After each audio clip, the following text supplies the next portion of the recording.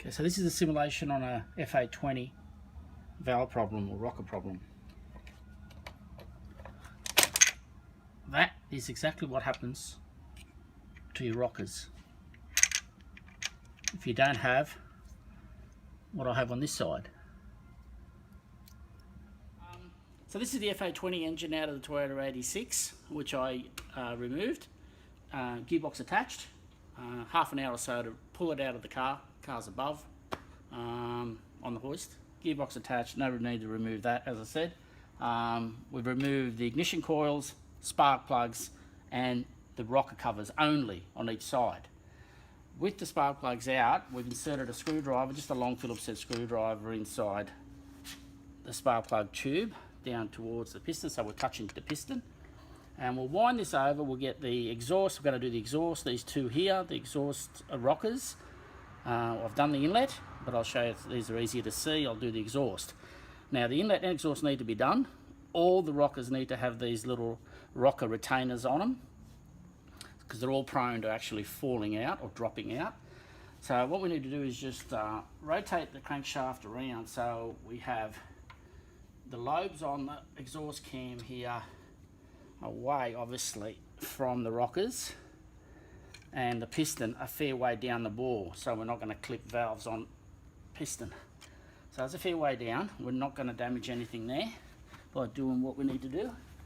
So now, with the piston halfway down the bore, we can, and the rockers here are actually away from the, sorry, the cam lobes are away from the rocker, and we have your normal clearance here on the rockers.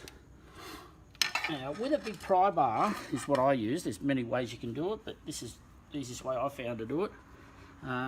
We push that just below the rocker and on top of the valve spring retainer, and just lever onto the pry bar with your finger, pushing the rocker across and pushing the valve spring and valve down. As easy as that. Now this is what we're trying to eliminate. This is exactly what happens when the engine self-destructs, because these fall out, especially out of the inlet here, side, and they drop down onto the exhaust. Exhaust cam lobe picks it up and punches it out the rocker cover here. And you have oil going all over the exhaust, which is just under here, glowing red. And well, you've got a fire. So anyway, so we have developed these rocker retainers, which will completely eliminate this from happening. So once we remove the rocker, it's really important that you don't lose or drop this little bucket which sits on top of the valve stem. We'll place that back in, and don't mix that up. It's really important that it remains where it is. And it sits on top of the valve stem. It just locks in. It just stays there. Now we remove the actual pivot. Some people call it a lash adjuster, but it's not actually a lash adjuster. All it is a little pivot, oil fed, solid. Okay, so we remove that. We replace these with the modified ones. So we have, I've oil soaked them just to get some lubrication on them.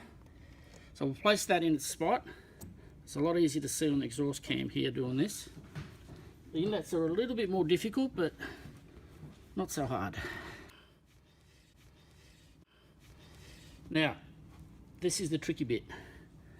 This is the rocker clip. Okay, you put that onto the actual end of the rocker where it pivots onto the other end there, not the valve stem side, obviously the pivot end. So that's the rocker retainer clip, I call it. And that's what they're called anyway. But we've developed these to use on only this engine. There you go. So I'll place that in. It's important that this goes, you've got to feed this bit onto the rocker, onto the valve stem, and making sure that the little lash adjuster bucket hasn't dislodged off the valve stem. Now, keeping a little bit of load on it towards the camshaft lobe, we'll push that valve spring down again, and having this pry bar underneath it actually will stop that from dropping down as we push the spring down. So we'll push the spring down and slide the rocker over onto the pivot, just like so. Now you'll hear a click, like so. And that neatly just locks that rocker onto the pivot. And making sure that the little bucket hasn't come away off the bottom of the rocker there that sits on top of the valve stem. You've still got clearance, so it hasn't wedged itself sideways. It's nice and free. Got plenty of clearance. We'll check those clearances later with a feeler gauge to make sure they're correct. But if you keep all those lash adjusters in the same position, you shouldn't have a problem. And there you go. As simple as that. That's one done. Right? All the inlet ones are done. They're a little bit trickier, but much the same way. This is just easier for the camera to see what actually happens. That now, no matter what you do, is locked into place, will never fall out. No matter what sort of RPM you do. That's it, done.